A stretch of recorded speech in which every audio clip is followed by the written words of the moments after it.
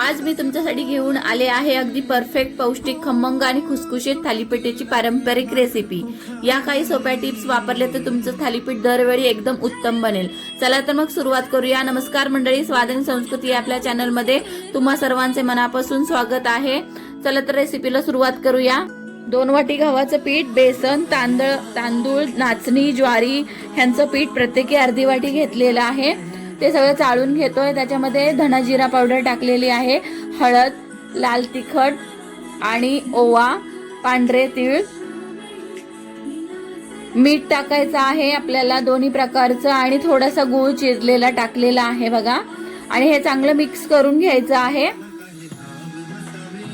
इथे आपण बारीक चिरलेला कांदा, कोथिंबीर, पुन्हा आलं लसूण हिरवी मिरचीची पेस्ट आहे, पुन्हा मेथी आहे, ते सगळं आपण मिक्स करून घेणार आहोत।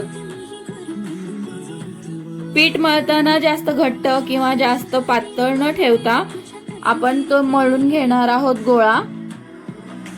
थोडं थोडं पाणी वापरून आपल्याला आता हा मीडियम असा गोळा मळून घ्यायचा आहे।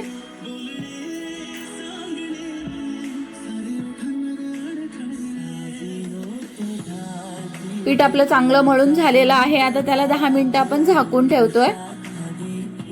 10 मिनिटांनी आपण प्लास्टिकच्या शीटवर किंवा सुती कापड्यावर पाणी शिंपडून छोट्याशा गोळ्याचे आपण असे थालीपीठ थापून घेणार आहोत। मधोमध आपण छिद्र पाडणार आहोत बघा। इकडे तवाही गरम झालेला आहे, तेल सोडलेलं आहे। छानसं थालीपीठ आपण टाकून घेतलेलं आहे बघा। त्याच्यामध्ये आपल्याला तेल सोडायचं आहे आणि एक वाफ काढायची आहे, झाकून ठेवायचं आहे थालीपीठ।